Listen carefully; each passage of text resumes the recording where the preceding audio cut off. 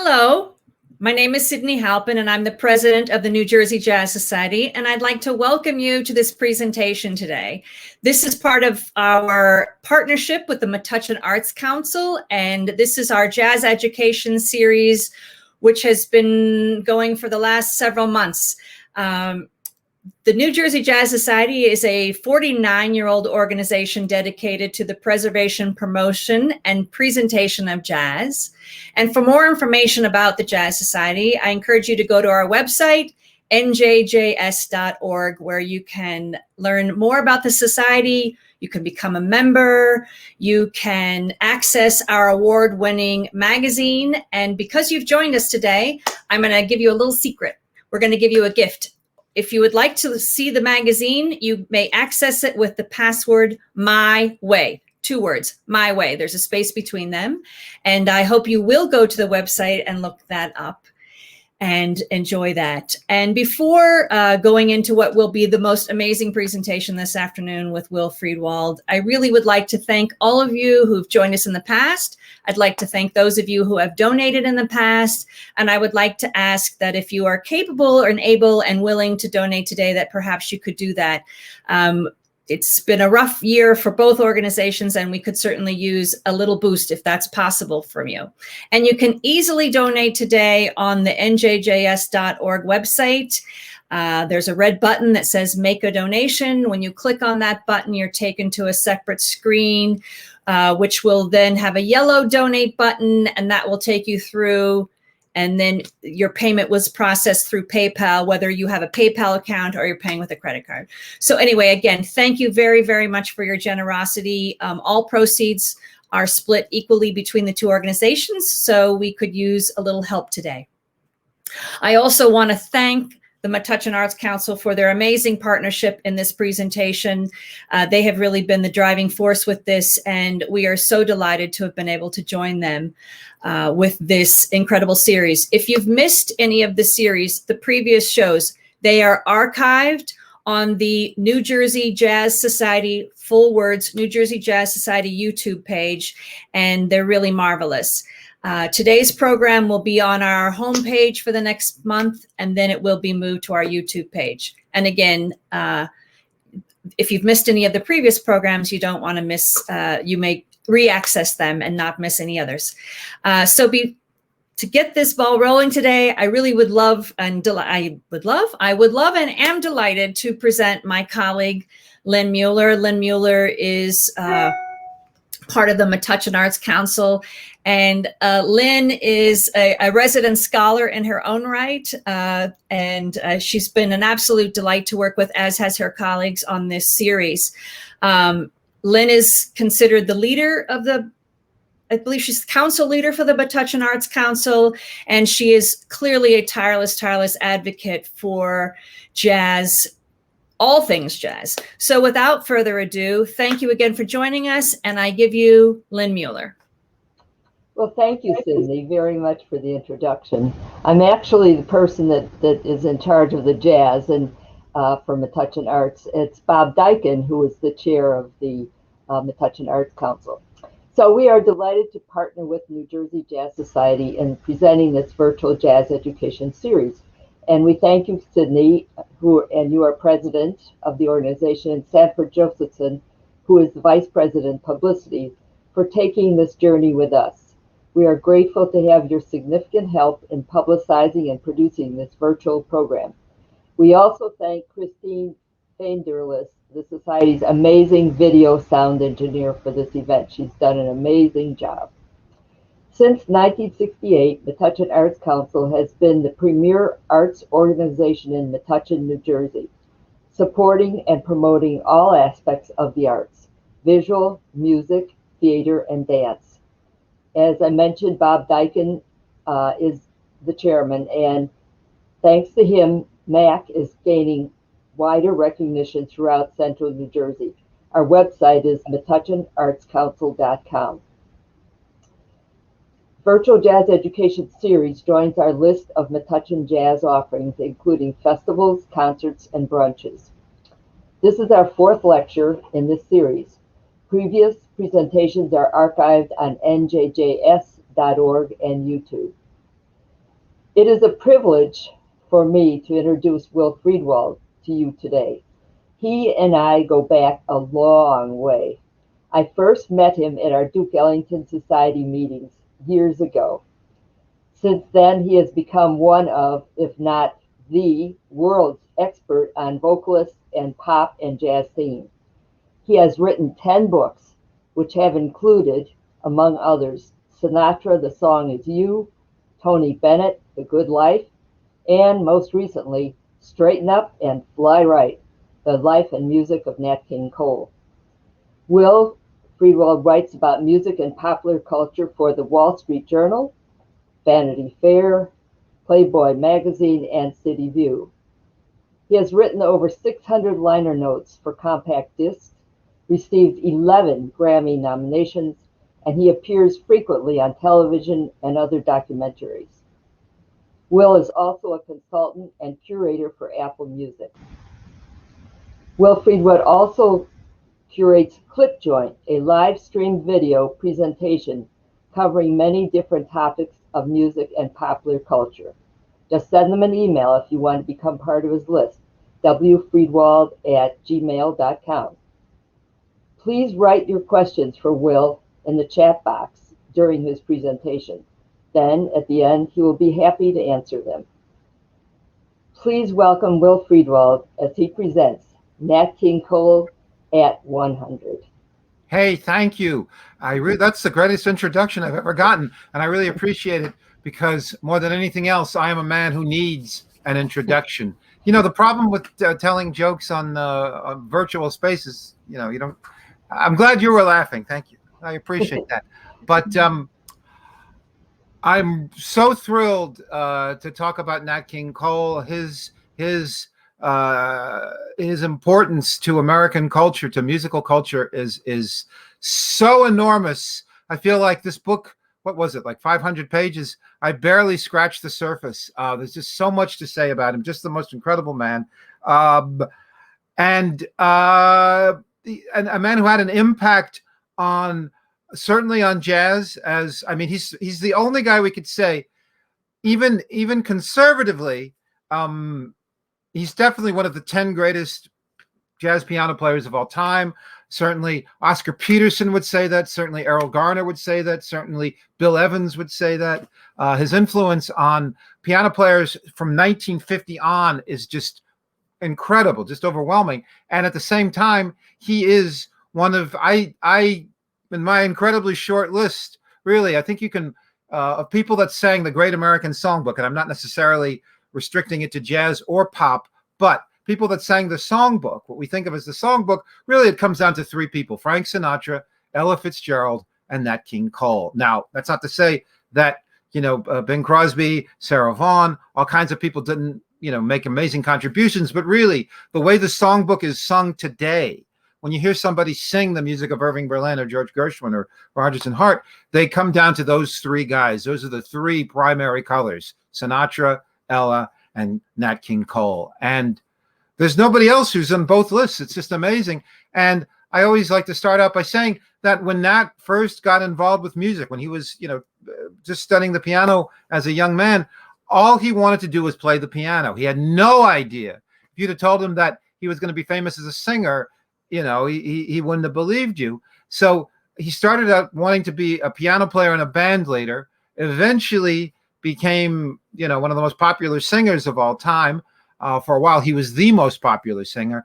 But the third identity of Nat, which I also get into in the book, if you told him that someday he would be a de facto civil rights leader, that he would have a huge impact on the way African Americans are perceived and what it means to be Black in America, if you'd have told him that, he would have really thought you were crazy. But that's essentially what happened. And he became definitely a figure in, what became the civil rights movement without even trying to be. And we'll talk a little bit about that. So let us start.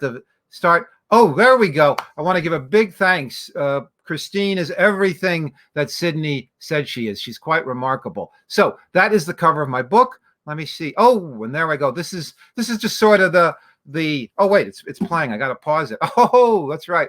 Ha! Well, I like to start with this. This is actually the frontispiece of the book. Oh, and I want to thank Seth Berg and the Nat King Cole Estate, South Bay Music, including his two daughters, Casey and Timolyn, his last surviving children, who are exactly 60 in about 8 days. So a big birthday tribute to Nat's two daughters, Casey and Timolyn. They are gorgeous, wonderful women, and I love them dearly. And they were very kind to share the personal photo archive that Nat's wife, Maria, kept. And this is a photo from that archive.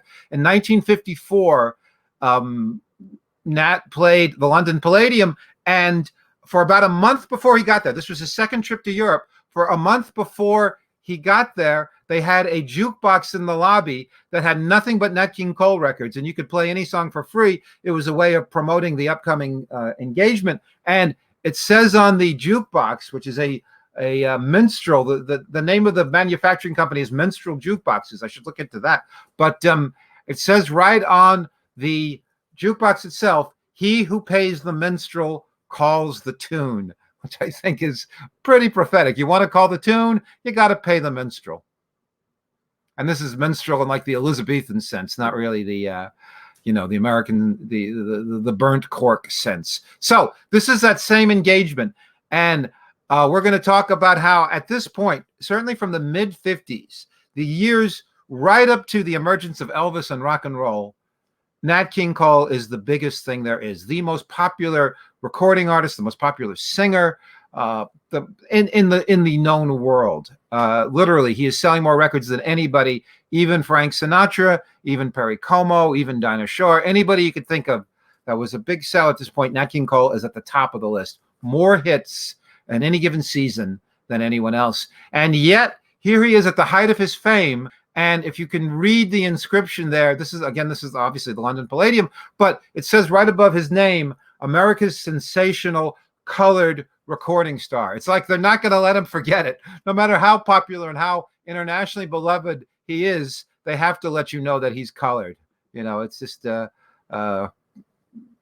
was the conditions that prevail. Here we are now. In 1959, Nat did something extraordinary. He toured South America.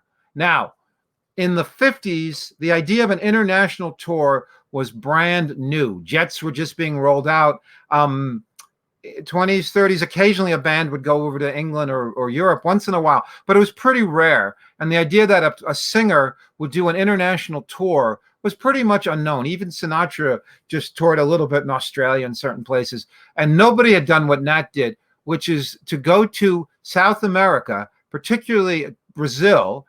And he played about 10 concerts for audiences of about 25, 30,000 people each. They put him in these. It was the first time that there was a recording artist, a popular artist who was so popular that they couldn't find a concert hall big enough. And for the first time, they converted sports stadiums.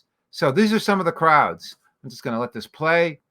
These are some of the crowds that came out to see Nat. This is in Rio, Rio de Janeiro. There you can see Nat is there, just so you know I'm not making it up. Now this is Nat in the same tour. He's in Peru. When he arrives in Peru, it's such a big deal that there's newsreel cameramen to film him and his wife and his band getting off the airplane. And you can see all the crowds that are greeting him in the Peru airport here. So that's 1959. This is actually a few years earlier. In 1953, when he reached the 10th anniversary of his relationship with Capitol Records, they threw a huge party. And I believe Sinatra was there. Everybody was there. Nobody and that was just getting started at this point. But in 10 years, he sold 15 million singles, which is amazing, and 5 million albums. I don't even know how many people had album players, had long playing phonograph turntables in 1953. But given the statistics, I would bet that everybody who owned an LP turntable had at least one album by Nat King Cole. 5 million albums at this point is an amazing number. This is Nat closer to the very end of his life. This is 1964. He was very close with both Eddie Rochester Anderson and Jack Benny. In fact, they both were at his funeral. And sadly, his funeral was only about a year after this. But Nat made this appearance on the Jack Benny show, and they talk about just his popularity and the number of records he was selling. And again, this is 10 years after that clipping. This is his sales figures by 1964. Hit records. There's something I want to ask you. What does a performer get from the sale of each record? You see, it varies. Generally, it's between 4 and 5 cents a copy. Is that right? Gee, you must sell 400,000 or 500,000 copies a year. You know? Well, Jack, the other day, the recording company told me that I've been averaging about 7 million records a year. 7 million? Well, now I know why old King Cole is such a merry old soul. Well, you see, Jack, What? you see, Jack, it's really not the money, you know, that's not so important. It's the satisfaction you get going through this world, making people happy. You see, the money is very unimportant. Oh, you're so right. Do you feel that way? What? Do you feel that way? For you, yes. For me, no.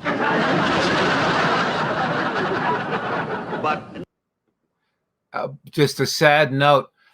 Like I say, a year after that, Nat was in the hospital, essentially dying of lung cancer. And the guy who came to visit him most often was Jack Benny. And Maria was encouraging Jack to come because she said that he could always make Nat laugh, no matter how much pain he was in.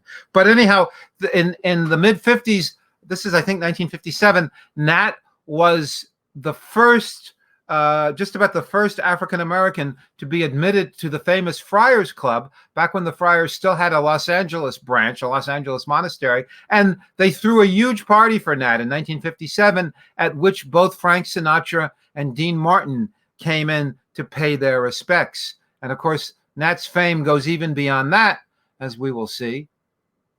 In 1956, he was invited for the first time to play the White House at the White House Correspondents' press dinner, and he got to meet President Eisenhower. And then in 1961, he was invited to entertain at the inaugural gala for President John F. Kennedy, which was a very big deal to have. There were no less than 4 African-American entertainers on the 1961 gala, including Ella Fitzgerald, not Mahalia Jackson, Harry Belafonte. I think it was Mahalia Jackson was the other one, yes, and which was an amazing thing. I mean, you know, they had come a long way even from, say, 5 years earlier. But that is, and I'll tell another story about Nat King Cole and John F. Kennedy too in a second. But we'll go back now to the beginning of Nat's career, the King Cole Trio. And this is really, in the book, I divided between Act 1. So this is the earliest known picture that we have of Nat. This has been published. And when Nat was, Nat is either 10 or 11 here. In 1930, he was already a piano prodigy. He was only 11 years old. And the Regal Theater, which is the #1 theater in the South Side of Chicago, for African-American patrons, they had an annual talent event for youngsters, for younger performers, every year at Thanksgiving, and Nat won it 4 years in a row. And the prize was a turkey, which meant because Nat actually had 5 siblings at this point. Well, there were 5 kids altogether, so they could really use that turkey. And Nat's father, Nat had been born in Montgomery, Alabama in 1919. They moved to Chicago, where Nat's father became a Baptist minister. And by 1930, like I say, Nat was already very much under the spell of Earl Father Hines. He was his #1 influence as a piano player. And all he really wanted to be at this point was another Earl Hines. By this point, his brother, not Freddie was the much younger brother who was only born in 1931, but his older brother, Eddie, was already a professional musician. In 1930, he was touring Europe as a member of Noble Sissel and his Sizzling Syncopators, which was one of the early black bands to play Europe. So here's Nat's first band.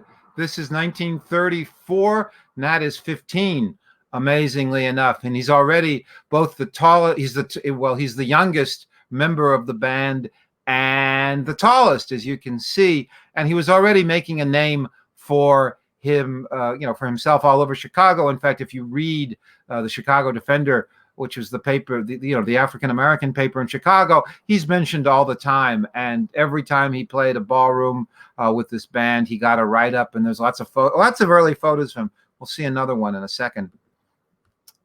Yeah, that's another early shot of Nat. He's about 16 here. And they talk about him as a rising band leader in Chicago. At this point, like I say, his ambition was to be the next Earl Hines, to be a virtuoso piano player and have his own big band. Oh, and I think it's what I want to point out. At every step of his evolution, Nat always had to be the guy in charge. He always was the master of his fate, the leader of his own destiny. He never wanted, even as good a piano player as he was, he never wanted to be, any other piano player would have probably gotten a job in somebody else's band as a way to start. But no, Nat's way to do it was to always have his own group, whether it was a big band or a trio. He always, as he pointed it out later on, I always had to be the guy who stuck his neck out. He always had a way of not taking credit for things, for sort of, self-deprecation in that particular moment. He didn't want to make it look like he had too high an opinion of himself. Here's some more advertisements from the Chicago Defender. And Lynn Muller and other Ellingtonians take note. Look who Nat is sharing the bill with. Ray Nance. Ray Nance, who had his own big band at the same time that Nat did in Chicago, and this is still 1935. So here we have, so the next thing that happens, and this is slightly out of sequence. I mentioned that Nat's brother Eddie, and he mentioned that he was playing with Noble Sissle. Noble Sissle, creator of the most famous African-American musical show ever, really to this day, Shuffle Along. Shuffle Along was a blockbuster hit in 1921. In 1936, one of the co-creators, Flournoy Miller, decided to have a new production which would be touring in the Midwest, and they were going to launch from Chicago. So Noble Sissle apparently recommended Eddie Cole, and Eddie, by that point, was working with Nat. They had their own band. In fact, they made a record. I'll show you the label in a second. But they decided to go on the road with this production of Shuffle Along, and Nat and Eddie had a big fight. So Eddie decided to stay in Chicago. He was tired of the road anyhow. He'd already been to Paris and London with Noble Sissle. So Eddie stays in Chicago, and Nat goes on the road conducting with this company of Shuffle Along. And here is, in fact, that's, by the way, that's the very first record. That record was technically Nat's band, but because Eddie had a bigger name, they released it under Eddie's name. But it was really Nat's group, even though Eddie was playing bass. And this is what Nat and Eddie were fighting about. Nat had fallen in love with this really beautiful dancer who happened to be 11 years older. And he took her on the road with him as part of this company of Shuffle Along. And they decided to get married when they hit Ypsilanti, Michigan. Nothing says romance and marriage and matrimony like Ypsilanti, Michigan. Well, they got married, and as you can see, you really can't tell the age difference because she has a kind of timeless beauty, and that looks very mature, very tall. I'm sure he lied about his age. I think he said he was 21 on the wedding certificate, so they didn't have to get his parents' permission. But that was the first wife, Nadine Robinson. And so they get to California, and the way Nat tells the story, some light-footed rascal, Nat would be joking about it in later years, but it really was a serious thing. Some light-footed rascal made off with the payroll. They took off all the box office receipts. There was no money to pay the band, to pay the principals, to pay the chorus girls, so they had to disband. But Nat decided he was going to stay. Now, he always told the story. Nat, as I mentioned, or I may not have mentioned, was born St. Patrick's Day, 1919. And because of that, he always had a stock answer. When people ask him, Mr. Cole, to what do you attribute your great success? He would always say, I have the luck o' the Irish. And, of course, the real answer was, I'm successful because I'm talented and I know what I'm doing, but he wasn't going to say that. I don't even know if he was thinking that. He always had to come up with a funny answer. So, kind of to diffuse the question. So he would always say, I'm successful because I have the luck o' the Irish. So he just happened to stay in Los Angeles, but I think he really wanted to be there. Remember that his parents had come up from Montgomery to Chicago to make a new life. And now Nat wanted to go from Chicago to a whole new area to make a new life for himself as well. And I think he felt that there were more opportunities in California to start fresh. Well, initially he kept the big band going for a while, and they did find work. And they were working around Los Angeles for a while. Then something happened. And we're going to talk about that. Now, here's back to This Is Your Life. When you see this picture, these two great ladies, the older lady is Nat's sister, Evelyn, and the little girl is Natalie, age 9. And essentially what happened was a restaurant owner by the name of Bob Lewis wanted to give Nat a steady gig, but he only had a very, very small bandstand, certainly not room for a big band, not even room for a quartet. And there's all kinds of different reasons why they settled on a trio. Wesley Prince was the name. Let me slow it down. Wesley Prince was the guy who came up with the name King Cole. The family name was originally Coles, Coles. And Wesley Prince said, hey, how about that old nursery rhyme, King Cole? And Nat had never thought of that. He always gave credit to Wesley Prince. What we're seeing now is just about the very first mention of the King Cole trio in print. And these were ads that were taken out in the Los Angeles papers advertising that, you could come and celebrate Thanksgiving and then Christmas. We think they were founded around Labor Day, 1937. And this is Thanksgiving and Christmas and New Year's, 1937, at the Sewanee Inn, where they were a big success. And even at this early stage, people are coming from all over, including Johnny Mercer. The story goes Johnny Mercer came one week and was so thrilled that he brought Bing Crosby back. So both Bing Crosby and Johnny Mercer heard the King Cole trio within less than a month after they started working together. And by the way, just to make another plug, I already plugged my book, but this, like the book, this was the dream of a lifetime, and the timing was great. For many years, I was gathering all these early transcriptions that the trio made way before they went to Capitol, even before they went to Decca, although the Decca sessions are here. Their earliest recordings were made for different radio companies in the late 1930s, and I was able to talk Resonance Records into letting me co-produce a box set of this material, and it is everything I always hoped for. It is a beautiful set. I highly recommend it if you're a Nat King Cole fan. And we actually got a Grammy nomination. We lost to Mr. Rogers, but this is a beautiful set, and I highly recommend it. And here's some samples, just visually, as it were. These are some of Nat's earliest recordings made with the trio for different radio organizations in Los Angeles. So these are very rare recordings. But when you hear Nat singing, he sounds like Nat. He already has the sound. And of course, his keyboard is already, phenomenal at this early stage. Now, at this point, they played they already had met Johnny Mercer, and then they also met Glenn Wallachs. Now, in 1940, Glenn Wallachs opened a music store, which would be the most famous sort of music retail outlet. They sold records, they sold sheet music, they sold instruments. It was a whole music store called Music City, right in the heart of Hollywood, right across the street from NBC. You could see the outside on the right, and on the left is the inside, and this is the opening. You can see that Nat and Wesley and Oscar are the only African Americans in this crowd. But we believe this is the opening of Music City, and it's important because Glenn Wallachs and Nat are already close friends, and 2 years later, Glenn Wallachs would be the co-founder of Capitol Records with Johnny Mercer. So he was already very close to Nat. So it was kind of almost predestined that Nat would go to work for Capitol Records or sign with Capitol Records.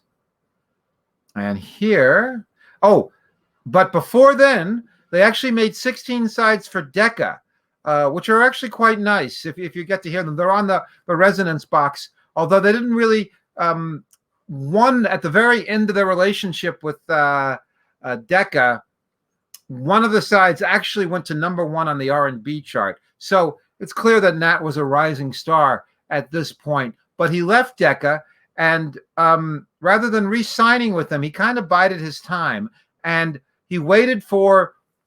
There's a whole brouhaha with there was a ban on records from 1942 essentially to 1944. But in the meantime, Capitol Records was one of the first company to work with the union and end the recording ban. And in the meantime, Nat had written this song, Straighten Up and Fly Right. And Nat decided to sit on it until he had the right opportunity to make the record for the right label. So even though he had offers to work with these smaller labels, he held on to the song, and he did something really interesting. And Len Mueller will find this interesting too, because he went to Irving Mills. Now, Irving Mills was known for two things. Maybe three. He was a entrepreneur, publisher, band manager, promoter who famously worked with black talent, most famously Duke Ellington and Cab Calloway, and he was a publisher who really knew how to promote a song and make it successful, make it a hit. He really did. You can't take that away from him. And the third thing he was famous for was keeping a disproportionate share of the money. And whenever he could, he would just buy a song out. And was it fair? Was it just? I don't know. But my contention is Nat knew what he was doing. He pretty much gave Irving Mills the song, and it would be the most successful song he would ever write as a composer. And he pretty much gave it to Irving Mills for $50. But he was being taken advantage of, but he knew what was going on. And that was the price he was willing to pay. He gambled on the fact that Irving Mills could make the song a hit. And when the song became a hit, Nat, of course, and the trio would also be successful. And Irving Mills, say what you like, but he was a devil who delivered. He got the song on national radio. He got Bing Crosby sang it. The Andrews Sisters sang it. And then he did something remarkable. At this point, nobody's heard of Nat King Cole. And yet, even before they make the record for Capitol, Irving Mills gets Nat King Cole into a movie musical. Not a big MGM picture, but a little Republic Pictures B musical. But for an unknown act from Los Angeles, this was a really big deal. The only time Nat would let Hollywood do that to him, every other time you see him on a movie, he's wearing a tuxedo or something a little more dignified than a porter's uniform. But Nat was clearly a rising star, and it said the week that Capitol released Straighten Up and Fly Right, which was around March or April 1944, his salary, his asking price, they went from something like $800 a week to $2,000 a week. Just overnight, his asking price almost tripled, and he was just getting started. The next big hit for the trio was the Frem Fram Sauce, and here we see the classic edition of the King Cole trio, Oscar Moore and Oscar Moore and Johnny Miller. Johnny Miller is on the left, and Oscar is holding that little thingy. Johnny has the ketchup there. Clearly, they are stirring the Frem Fram sauce. And I wish if I were to play every King Cole hit, just the hits, we'd be here for 3 hours. So I have to be very selective in what clips I'm playing.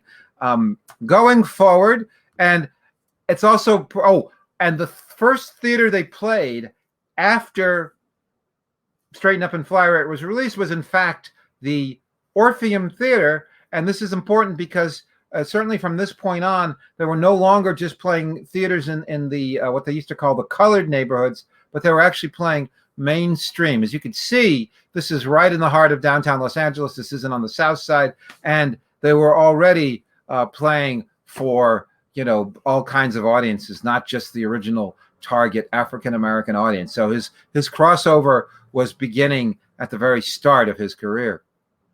Now the next song, and again, here they are in New York, again playing right in the heart of Times Square. Look at this bill. First of all, you get Bing Crosby and Fred Astaire and the great Technicolor musical Blue Skies, or songs by Irving Berlin, not too bad. And the live show, Stan Kenton and his orchestra, plus the King Cole trio. Oh my God, can you imagine seeing all that in one afternoon. My goodness, anybody want to go? Let's go tonight. And this bill ran for a long time. He played for like 3 months here at the Paramount Theater. By this point, he had already played the Apollo Theater, and he would play the Apollo in Harlem at least once a year for a long record-breaking run for like 10 years in a row. Just amazing. So, oh, and here, the next hit was, of course, Route 66 by Bobby Troup. Bobby Troup had famously written it on the way out to Los Angeles, driving down Route 66 when his wife came up with the idea for the song. And in the summer of 1946, he recorded 2 blockbuster records within a week of each other, believe it or not. In 2 sessions in August, just a couple of days apart, he recorded For Sentimental Reasons, and then with strings, he begged Capitol to give him a string section, and they finally relented, and then he recorded the Christmas song. And sometimes people think that the Christmas song became a #1 hit when it was first released. Actually, it wasn't, because For Sentimental Reasons was a #1 hit, and he was competing with himself at this point. He had two hits in the very top of the pop charts.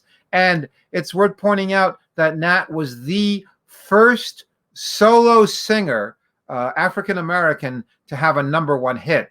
Ella Fitzgerald had a big hit with A Tisket a Tasket, but she was part of the big band Chick Webb. The Ink Spots had big hits, the Mills Brothers, but Nat was the first solo singer to have a hit like that. Now, around 1946, something else interesting happens. He meets this woman, the wonderful Maria Hawkins Ellington. She was born Maria Hawkins, and then she married a flyer, a pilot, a World War II pilot, whose name happened to be Spurgeon Ellington.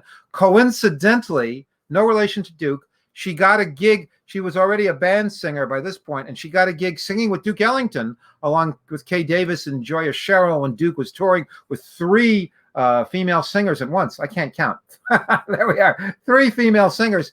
And so even though she was named Ellington, her married name was Ellington, her husband died before this happens. He was killed during the war, but Maria kept the name Ellington for a little while. But when she sang with Duke, they billed her as Marie, because they didn't want anyone to think she was Ellington's wife or his daughter, which she wasn't. So they were billed as Marie, but she was solo singing as a soloist in the Zanzibar, which was in the Brill Building. I do a whole talk about that. At the Zanzibar, when Nat met her, and the 2 of them started dating, and one thing led to another. Well, then they got married. Nat had to divorce his first wife, of course.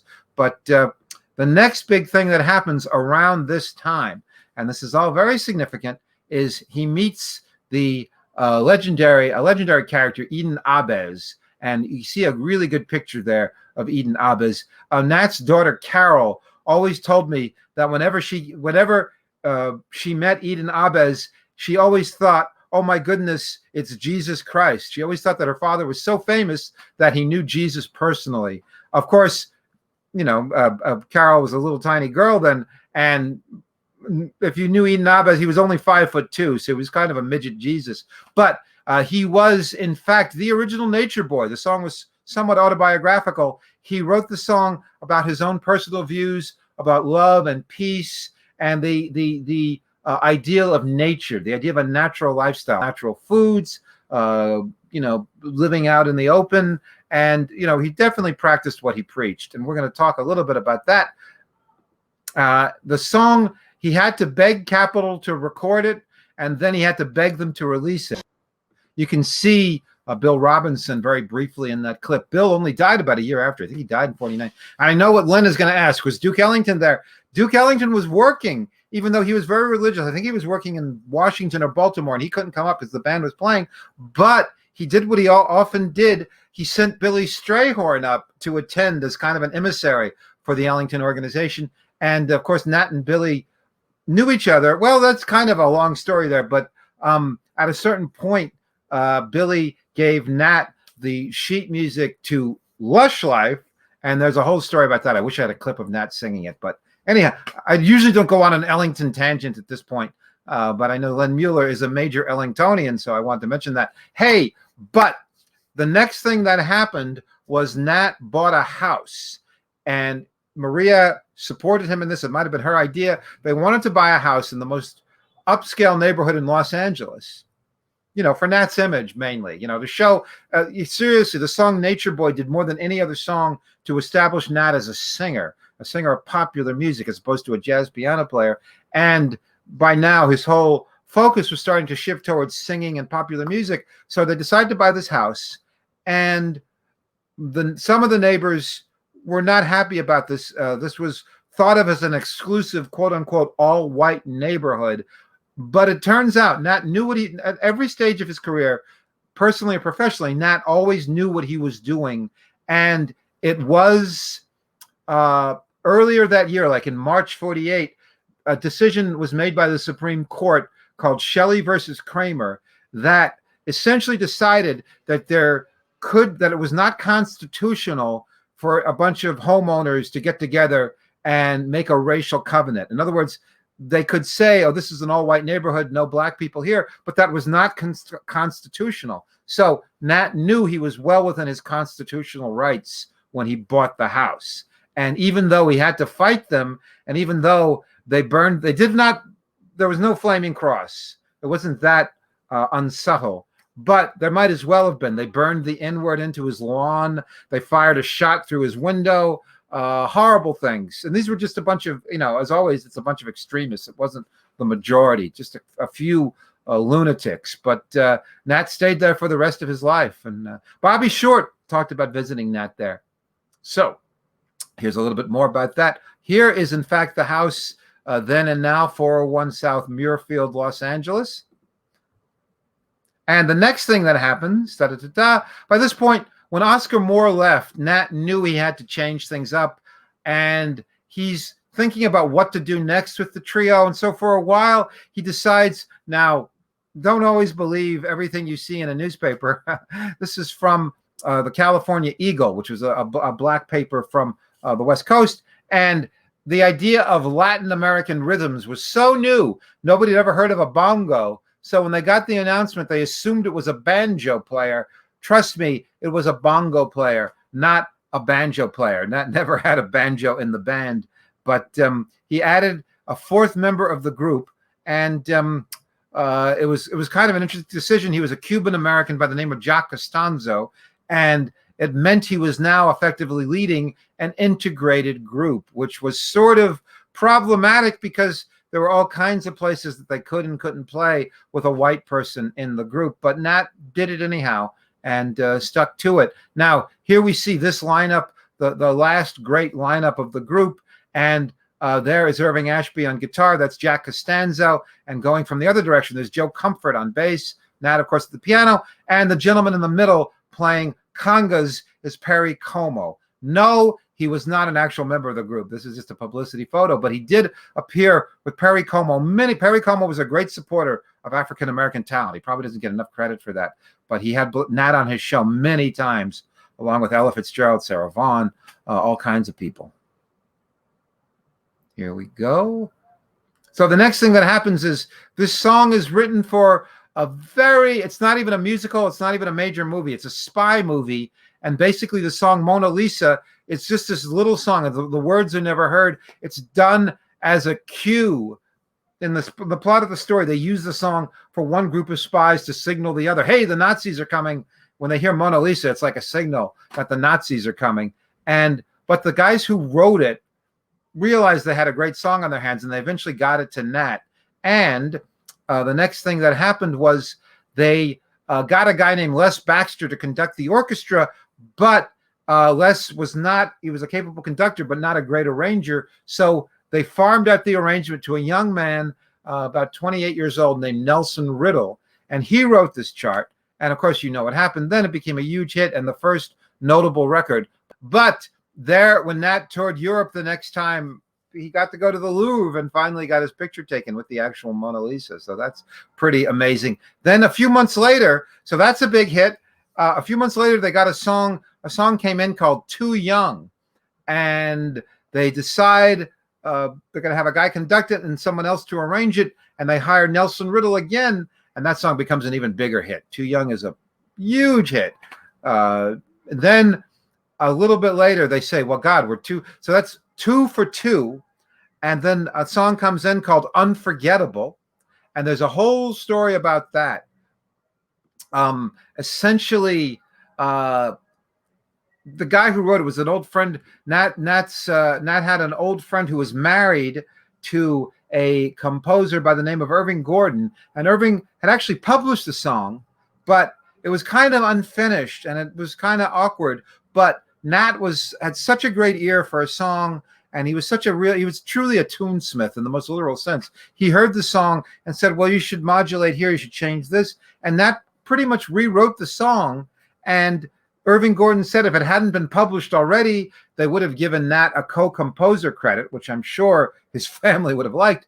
But he said that Nat really deserved a lot of credit for helping him finish the song. And which is incidentally the same thing that Bobby Troup said about Route 66. That Nat really helped him finish it, and not only made it, a big hit by singing it, but really helped him write it too. And by this point, they got Nelson Riddle, who had already written 2 big hits. They promoted him, and instead of just letting him write the arrangement, they also had him conduct, and this became the next big hit by Nat and Nelson. And at this point, the partnership was well established. So here is a little bit of Unforgettable. Here's the actual sheet music of Unforgettable. The arrangement, actually. This is what it looks like. Oh, and it's this by 1953. This is 51. This was in the fall of 51.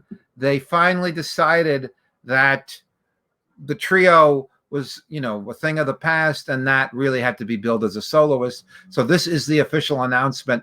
Nat King Cole is now no longer being billed as the King Cole Trio. From this point on, he is being billed in solo as Nat King Cole.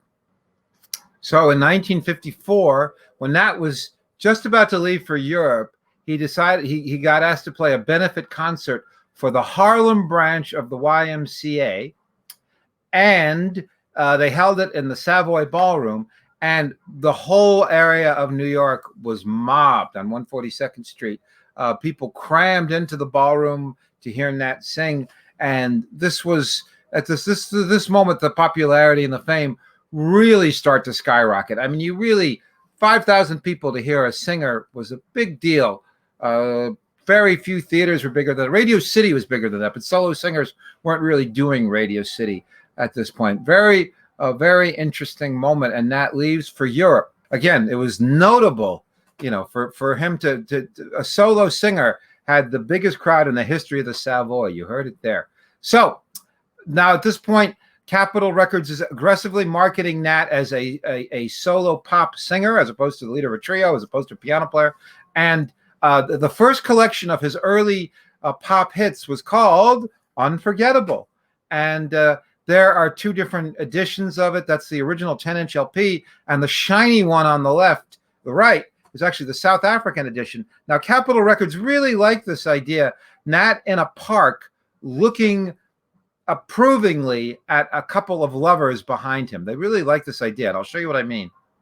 The next iteration, this is about 2 years later. Here is Nat once again in a park, and again he's looking over his shoulder at a pair of lovers strolling off into the horizon. And again, Capitol somehow got obsessed with this motif, as we will see.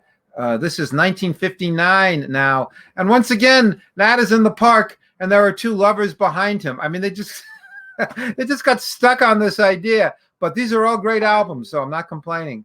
But anyhow, they just kind of love that motif. Well, this is kind of the darkest moment in Nat's career.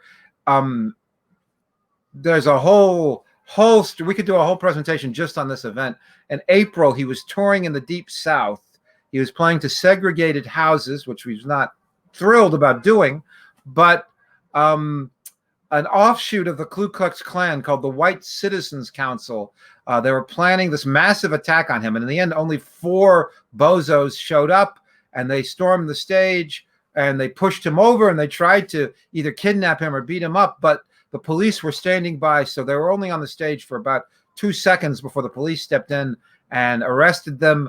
And Nat, unbelievably, like I mentioned, it was a segregated house. They were going to play one early show for the white audience, one later show for the so-called colored audience.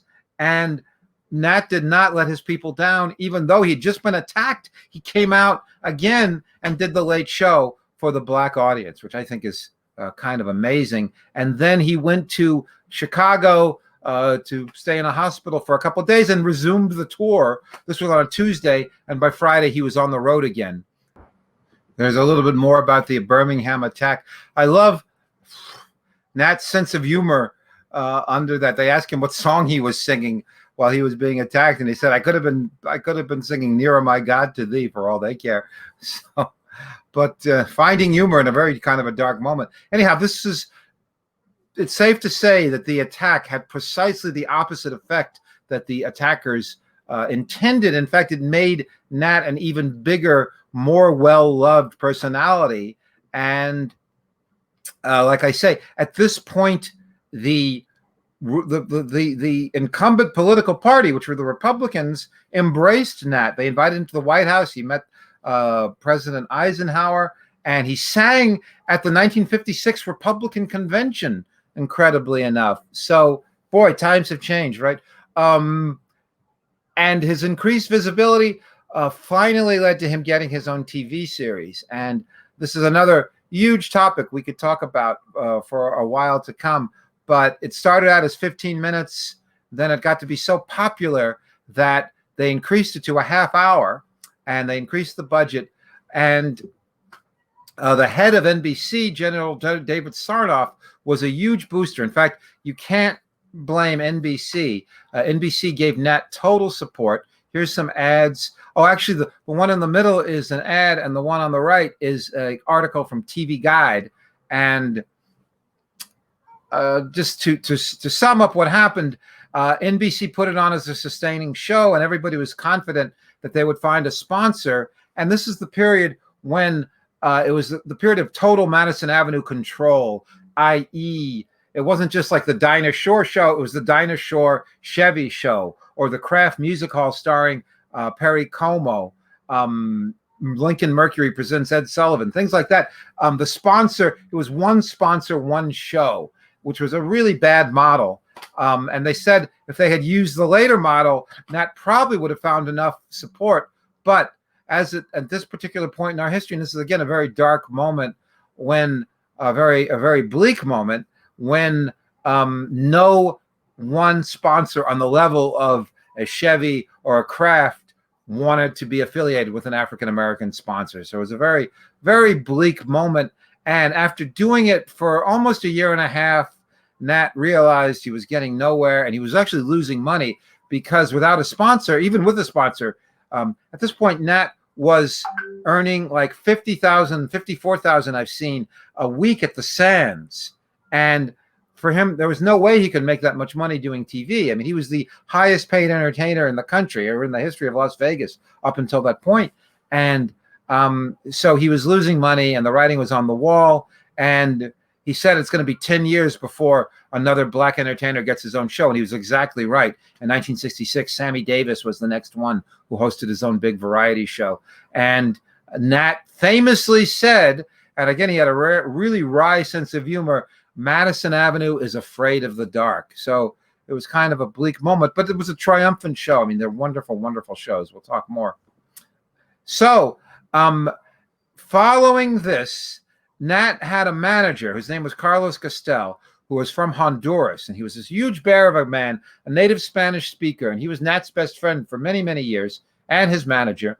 And they were trying to think, what can they do now that the TV show wasn't going to be a thing? What could Nat do that no other singer was doing? And Carlos had the idea that Nat should make albums in Spanish. So here's a couple of gag pictures of Nat wearing a sombrero, but these are great albums. We heard a little bit during the Peru newsreel footage. Nat did these albums, and that's what enabled him to tour in Latin America. And these albums were all-time blockbusters. They were huge, especially, and not just in the Spanish-speaking world. They were bought all over the United States and all over Europe, and especially in Central and Latin America. Nat was a gigantic star. And at this point, his stardom is truly off the charts. I mean, nobody in the Brazilian tour, he played to 250,000 people.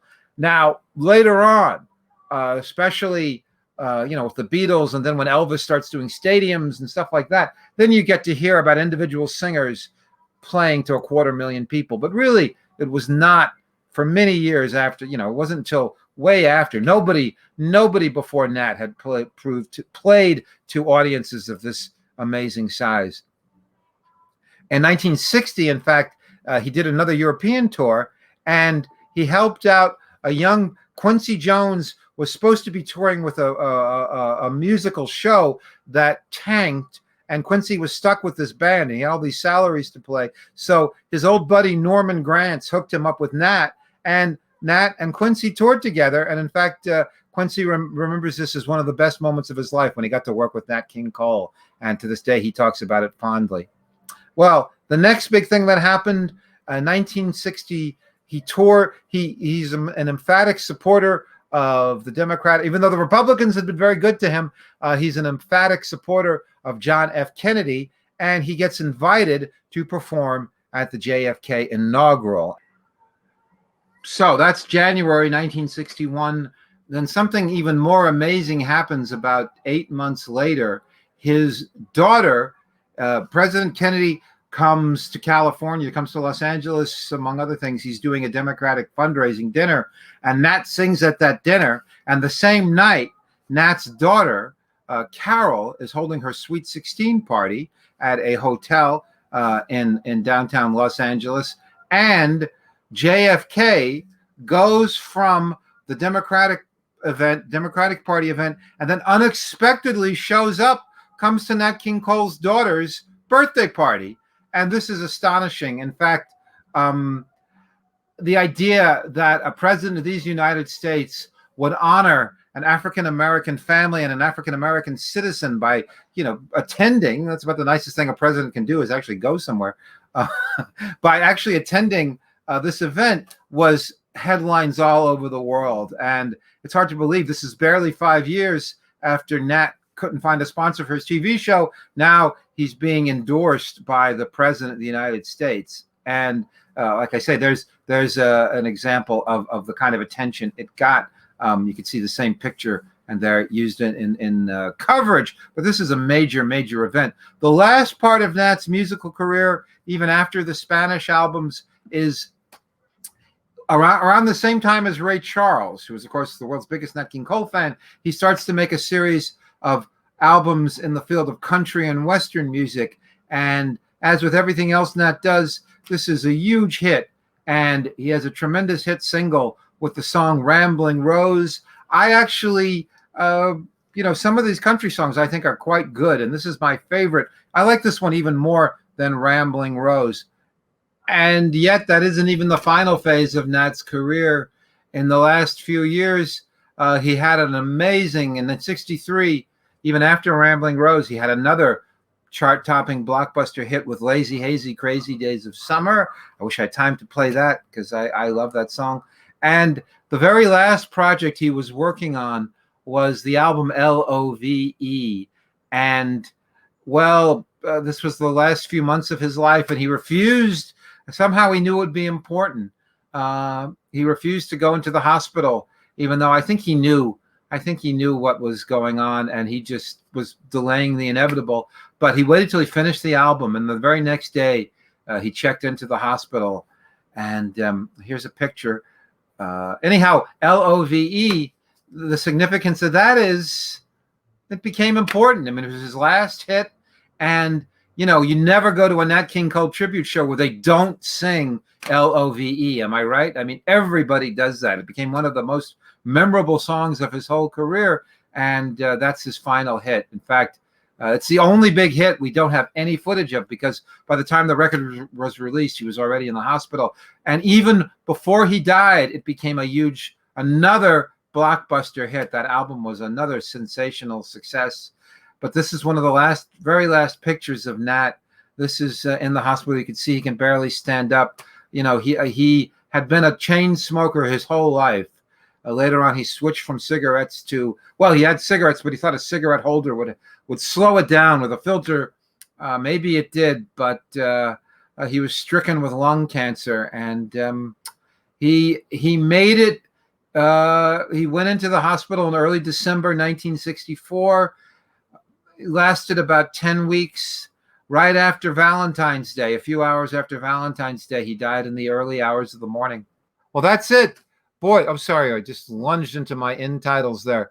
But yeah, that is the last word on that. I hope we're okay for time. These are always a little longer than I planned.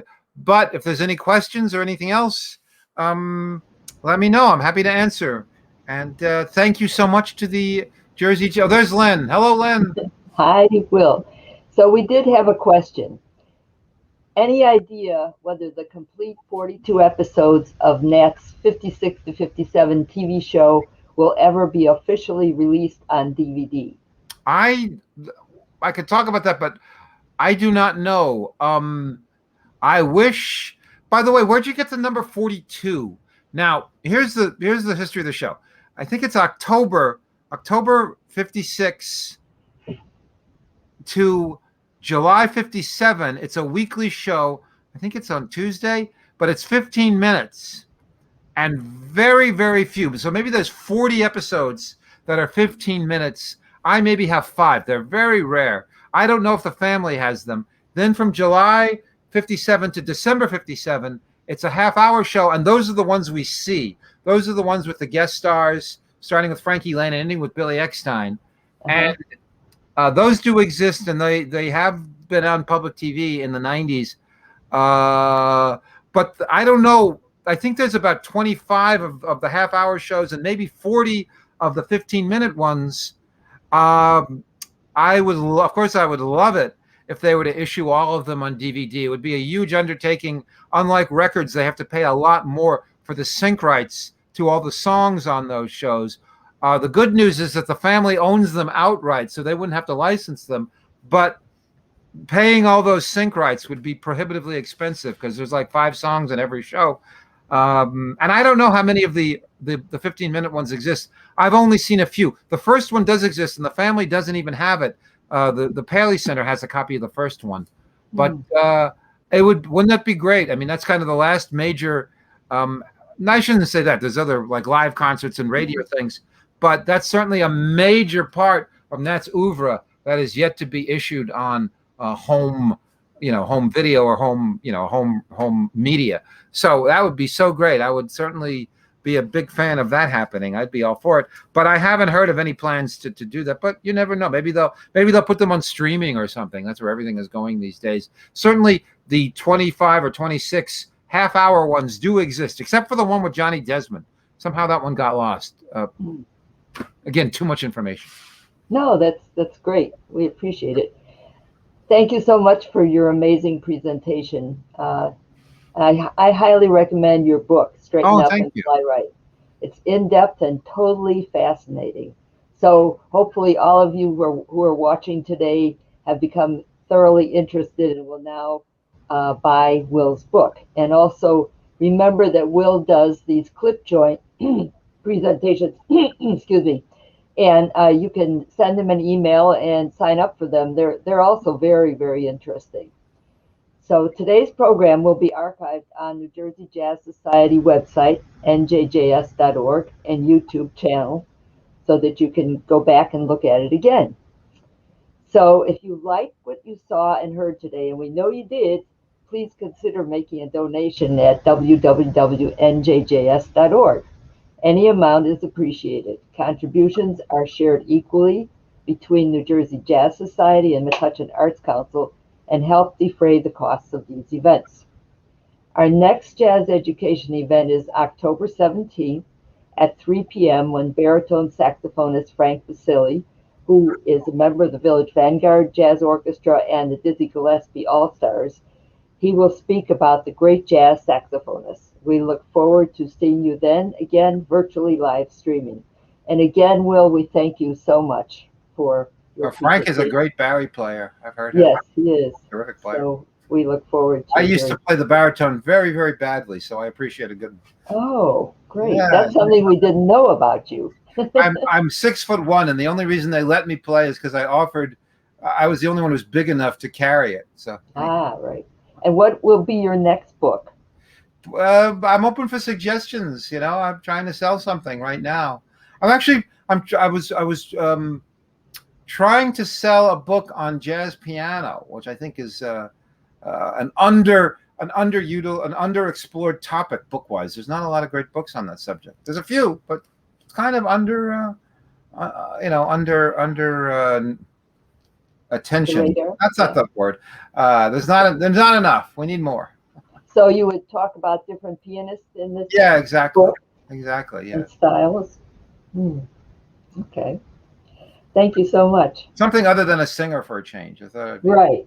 Okay. I would always love to hear more about Nat Cole and Duke Ellington. I saw one of those press clips that Nat was going on tour with Ellington and Sarah that you put up.